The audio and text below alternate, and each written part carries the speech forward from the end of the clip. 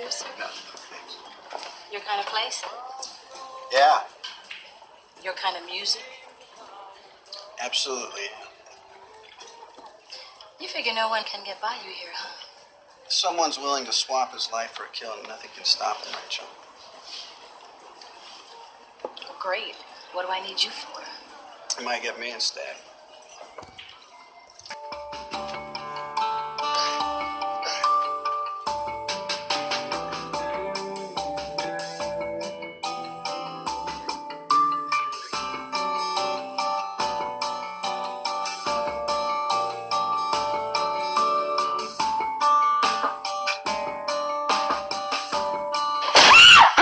What? What? Hi. Hi. What's up with Iron Johnny over there? Hi, Bear. Hi. Oh, my bad. Stacy, my sister, Kenya, Stacy. It's such an honor, really. Here's the money for Mom's birthday. I got the tool for this job. You didn't tell me you were landscaping. Am I required to tell you everything? Brian, this is my baby brother, Nelson. Nice to meet you, man. Oh, what's happening? Forgive him, he was born arrogant. It's the help. Nelson. What? By the way, what's this I hear? You skiing the slopes. Are you sneaking off to the OC? Are you sleeping with the enemy? It was.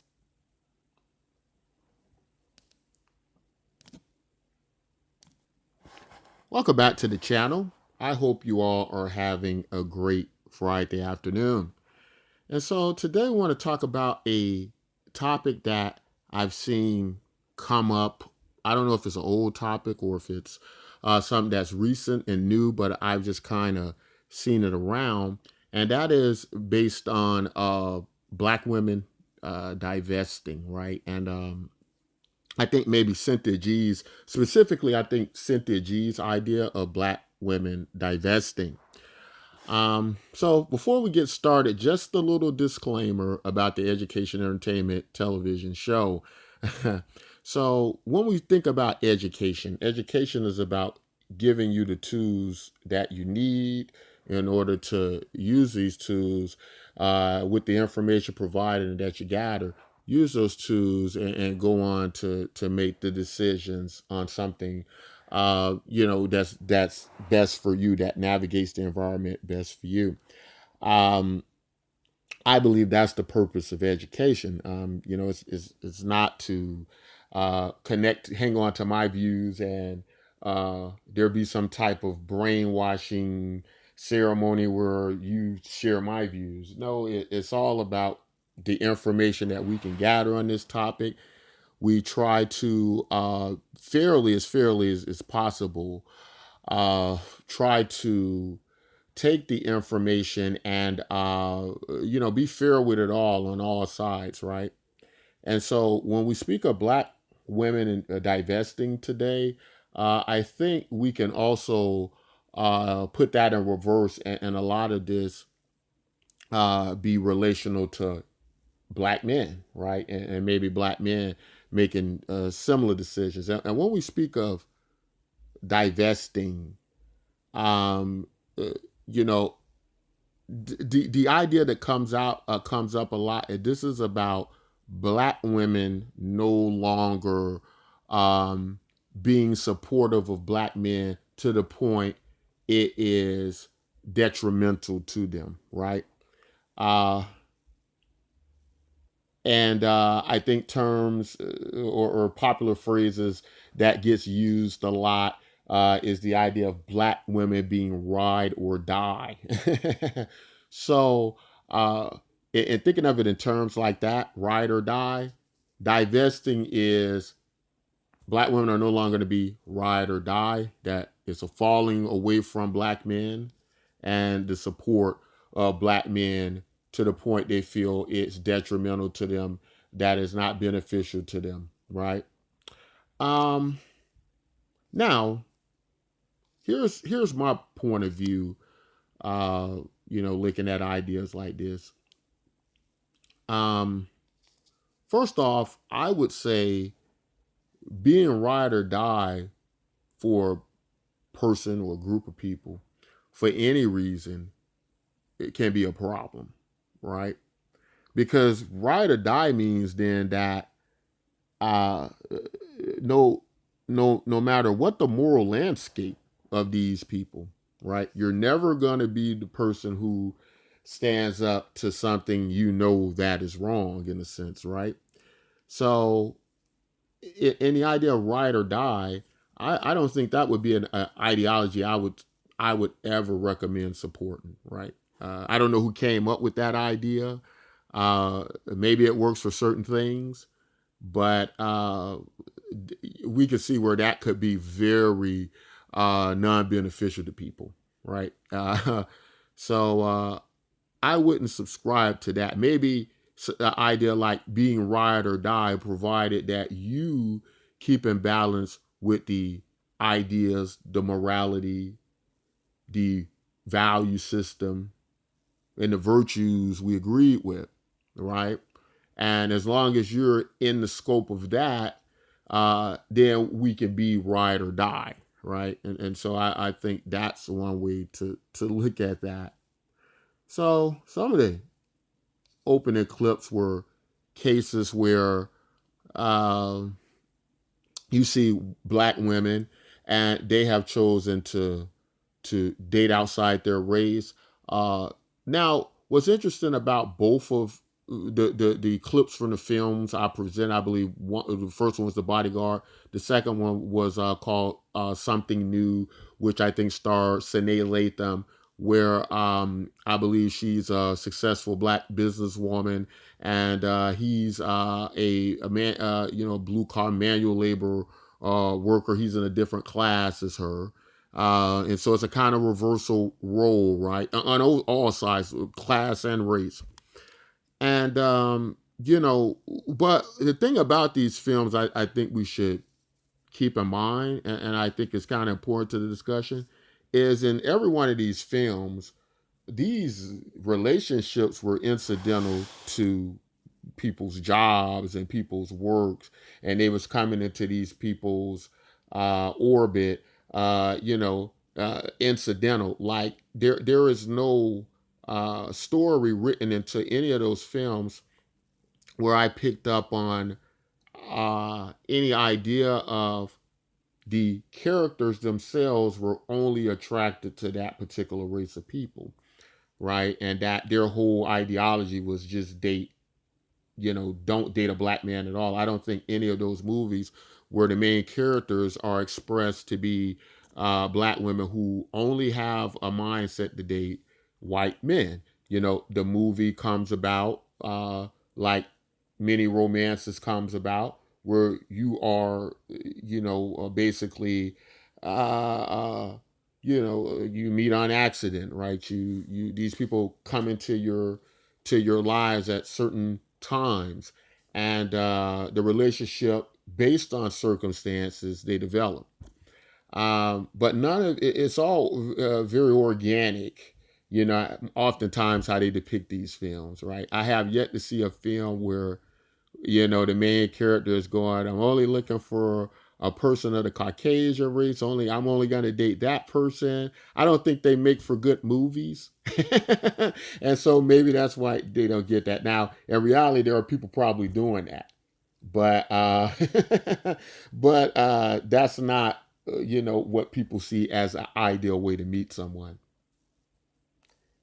Now, there's an 800-pound gorilla in the room, and it doesn't come up oftentimes when people talk about this subject, although I know it's up. And the reason I know it's there is because I remember when that movie The Bodyguard first came out, and I remember black men in my family saying things like just how bad the imagery was of seeing someone, and rest in peace Whitney Houston. You great, beautiful in that movie. Still a very beautiful. It was a very beautiful black woman. Had your share of problems, and your family problems. And I'm sorry for that. Rest in peace. But there was people very upset with Whitney Houston. I remember at that time, and they were talking about how bad the imagery was of her, being involved on the screen with this white man and things like that. At that time in that movie, it was, we were kind of, we were a little bit more, when it came to races, we weren't as tolerant as we are now. I think around the time that movie came out. So we've evolved, we've changed as a people. Right now, if you see movies like that, I don't think anybody makes a big deal about people, in these movies. Even when by the time Sinead Latham's movie came out, I think it came out in 2006.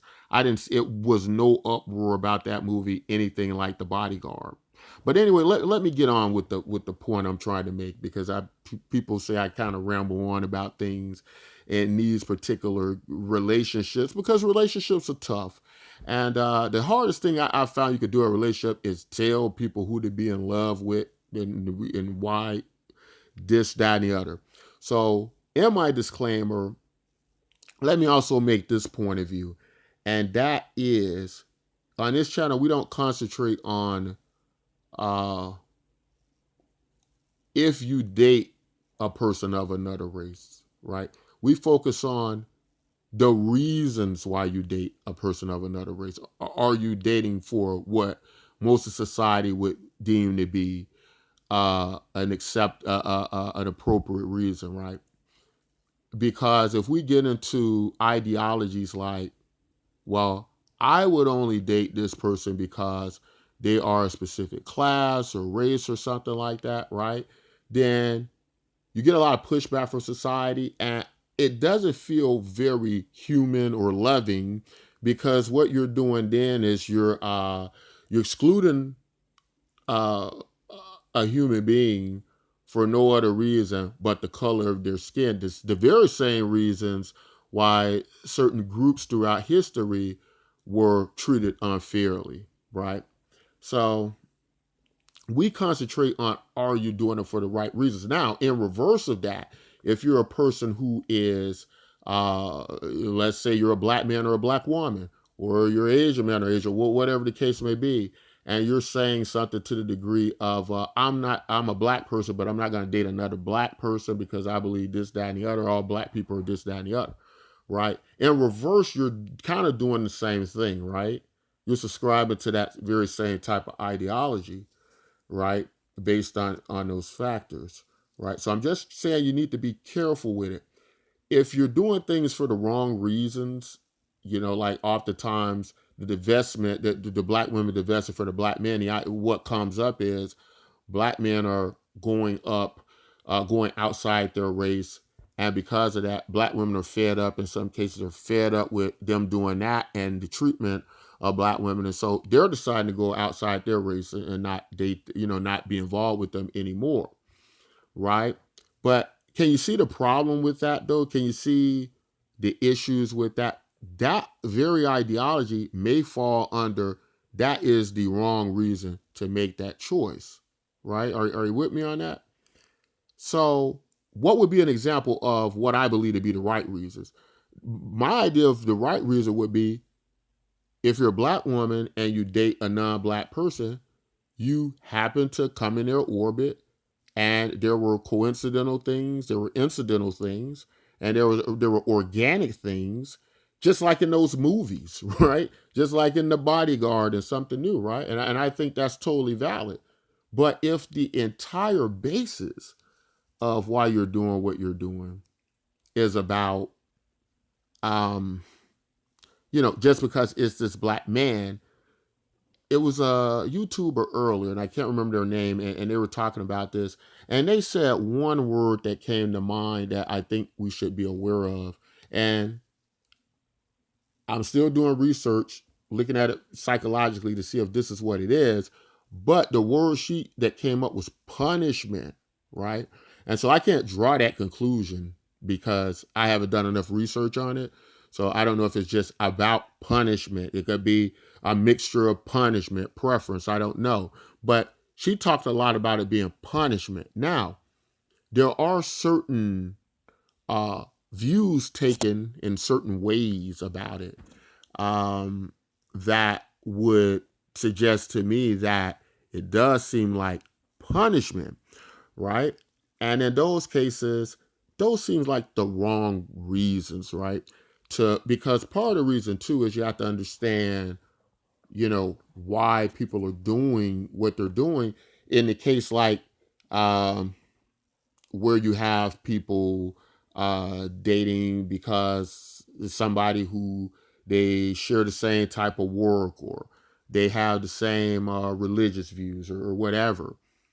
That may not be the same as a person who is dating just for the sake of trying to date outside their race because they think they're finding something better or something to that extent, right? Of course, the 800-pound gorilla, I think, in the room, even when I used to, back in those days, when I used to listen at, at a black man in my family who didn't like the idea of black women dating outside their race or even being seen on silver screen with them in that way. I think historically, a lot of this goes back to a time in history where black people didn't have choices about dating white people, right? And this is something that is always going to come up, and this is something we just have to come to terms with, and that is black people are going to harken back to the days where they didn't have choices to be involved with a white person, right? So, um, black women were raped by white men as slaves. Black men, basically the same thing with the white women, or sometimes even with the men slave masters themselves, is forced into homosexuality, or they were forced to have sex with a white woman on a plantation, or she may say they tried to attack her or rape her or something like that, right? So all that is part of our history, and that is kind of the stain, and that is kind of what's in the back of a lot of black people's minds, and that's what pushes a lot of these ideas about being involved interracially, and why some blacks deem it a bad idea, and some in some contexts. Um, the only problem with that we have to keep in mind now, though, is that the concept of the sins of the father, and the white people that are around now, most of them, right? Most of them, there might be still some that hold on to those old ideologies, but let's just say there are a lot of them who, I can accurately say most all of them, for the most part, weren't back in those days, unless it's very, very old white people, But, you know, most of the white people today didn't share in these type of crimes against humanity. And let's just think about it from a logical standpoint. Even if we want to hold races of people accountable, right? You know, uh, would it be would it be any type of equal justice to sentence people, or if we were charged with crimes of our ancestors, right? Um, and having to hold on to that, even though you might not be that type of person, right? And this is not a cop out, right? This is not me trying to excuse. This is just a balanced, fair review, I believe, of what's happening. And this works in reverse for black men as well. Black men may have that ideology, some of them, like some black women have. You do have some black women who only date white men, or only going to date white men or non-black men based on that ideology. And you're going to have some black men that only want to date white women based on some type of ideology that they're getting something more or better or less problematic or more beneficial, or however they want to deem it.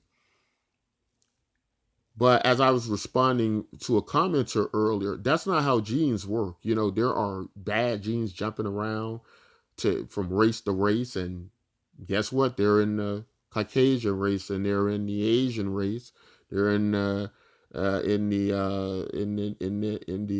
black race, right? They're everywhere, right? And so you don't know what you're gonna get. All right.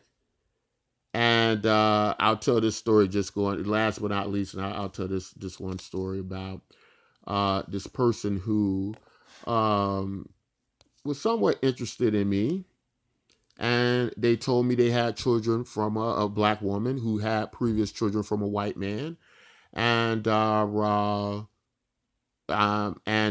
she just told me these horrific stories about the level of abuse she got from this white man who had been ex-military and had a lot of problems and treated her very, very poorly, right? And that she saw that it wasn't like she thought it was. And not saying that to make any kind of statements that all white people are bad. I don't believe that, right? And I believe blacks and white people can date. I've seen very successful interracial relationships. I've seen successful black on black relationships. I've seen successful white on white relationships. I've seen horrible white on white relationships. I've seen horrible black on black relationships. And I've seen horrible interracial relationships. And that's the fact of the matter. The problem is you don't know what you're going to get, right? You don't know if you're going to be in that situation or not, where you end up with that crazy person out in whatever group, outside your group or in it, where they treat you very poorly, where they abuse you. You know what I think the real fear is too with interracial dating is when it happens, and these people think back to, it's almost like a double whammy, isn't it? Because I think a lot of black people would think about, well, I've been abused by these people of another race, and these could be the same people who abused me, a century ago, 50, 60 years ago, real badly. So I've allowed this to be done to me twice, right? And that doesn't mean that's going to happen, right? But I'm just saying, if it happens, I think that fear is there. And I think that's why you might get a little bit more uproar when that happens. And I think that might be somewhat a natural fear within the scope of some relationships that are, where people choose to do that, right? Again, the purpose of this video is not to tell you to divest or not divest. The purpose of this video is for you to explore why you are divesting, right? Or you know what I mean? Or if you want to divest, but you think it's wrong to divest, right? The problem with preference and this type of prejudice, in a sense, is that those type things, they start from a defeatist standpoint, don't they? Because they always take out of account the person in the skin, right? And so it's going to always start from not the best place, right, as far as a concept and an argument. But those are just some things to think about. I think just address if you be doing it for the right reasons, right? I'm not going to tell you not to do it, or let me rephrase it. I'm not going to tell you not to do it if you're in a toxic relationship, if you're in a relationship not beneficial. I'm not going to tell you to be ride or die for a black man. If it happens that you find a good person of another race, my logical conclusion is the person that is the best for you, right? And your environment and your community, which I think is all the same thing, right? If you have someone loving on your side, they're going to help you to take care of your community, right? If you have someone loving. Now, if you're out there getting someone who is not that, they're not going to probably care about your community, right? But that's all I want to say in this video. If you like content like this, don't forget to like, subscribe. As always, take care of yourselves and each other. I do appreciate the comments, and I appreciate your points of view.